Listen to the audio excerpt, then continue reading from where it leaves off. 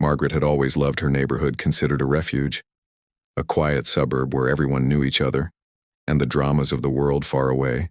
Seemed she loved her morning.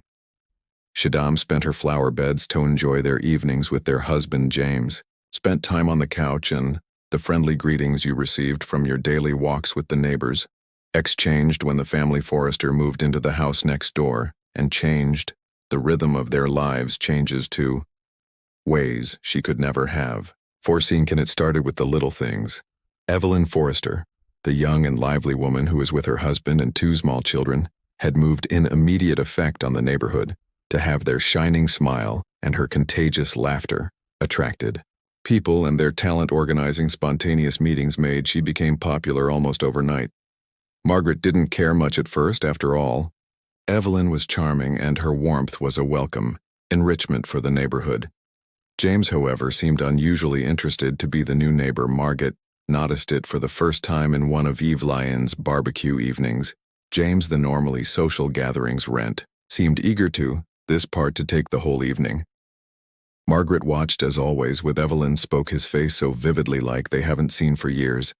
She had seen the unpleasant feeling that spread within her, aside, and wrote his own uncertainties about the incidents. James spent more and more time outside and often found reasons in garden or on the veranda. When Evelyn was traveling with her children, Margaret caught him as he was. Forrester House. His gaze looked over a little too long when asked about it. James wiped her concerns with a laugh. You depict. You things, he said. I'm just friendly. Margaret wanted to believe him. After all, their marriage was always. Trust had been built up.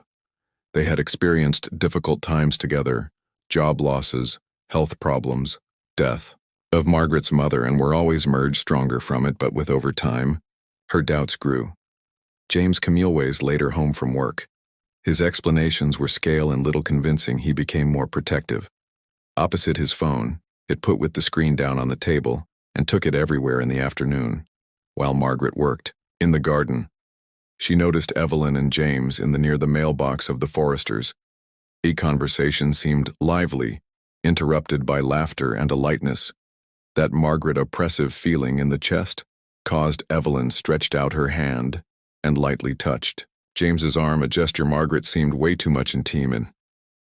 That night she confronted James. Is there something going on between you and Evelyn? She asked James with a trembling voice, seemed frightened, then offended. Of course not, he said. What is that, a question? She is just a neighbor. You are ridiculous. But Margaret could, feeling that something was wrong, shake off. She began more precisely, and noted every interaction between James and Evelyn. She felt guilty as an intruder in her own life. But she don't ignore instincts. One evening, when she was in the shower, Margaret, curiosity, she took his phone. Her hands trembled as they passed through his news scrolled. Her heart sank as she found a chat with Evelyn.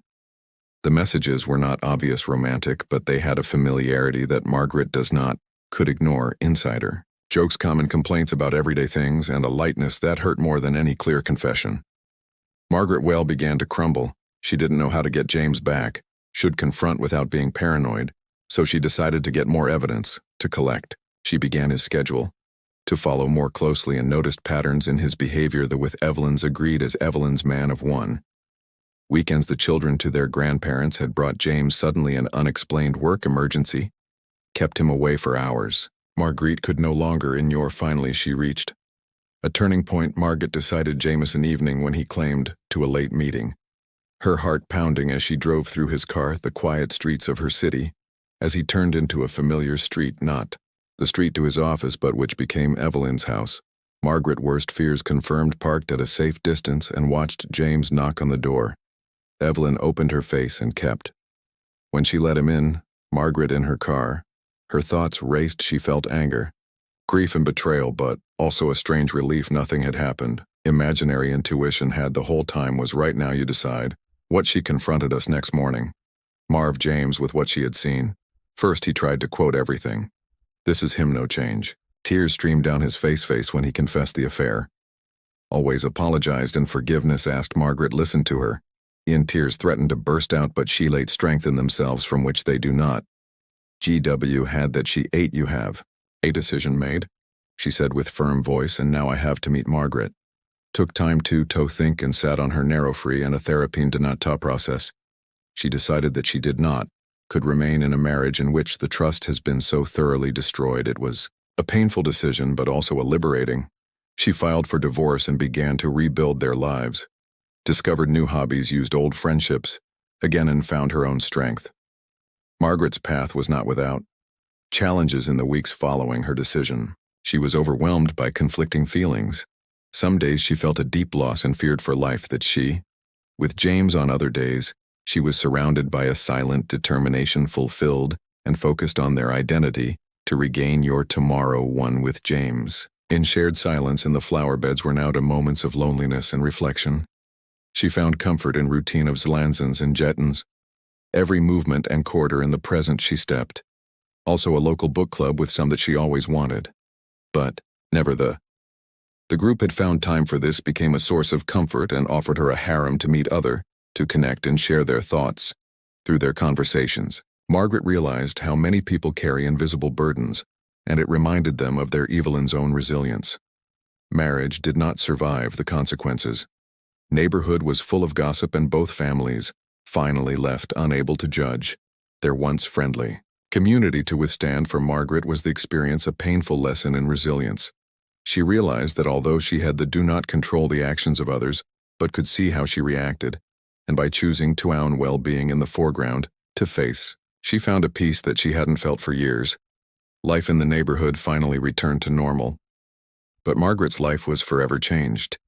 She discovered a new independence and a deeper estimate for the people who really cared about them, and whether, well betrayed he left behind, he taught them to trust their instincts and to stand up for yourself when it. Months later, Margaret, often she had with the main, started a hobby that you have always, from afar, had admired her. Canvases, one empty and intimidating, were now full of color and emotions. They also began to animal shelter and found joy in the unconditional love of animals, who looked after her one day when she washed her dog through the neighborhood strolled. Margaret met a new family living in Evelyn's old house. She introduced herself and felt a feeling of closure when she welcomed. It was a memory that life goes on, and they, even in the quiet moments of in the evenings, Margaret sometimes thought about the past after the sharp pain of betrayal was no longer there. Instead, see his chapter that to a stronger, more authentic version of herself she had learned to face the unexpected, accept beauty in change, find and tap into their own strength. Trust. Margaret's refuge was not more just their neighborhood. It was the life that they built for themselves, had a life full of resilience, courage, and hope.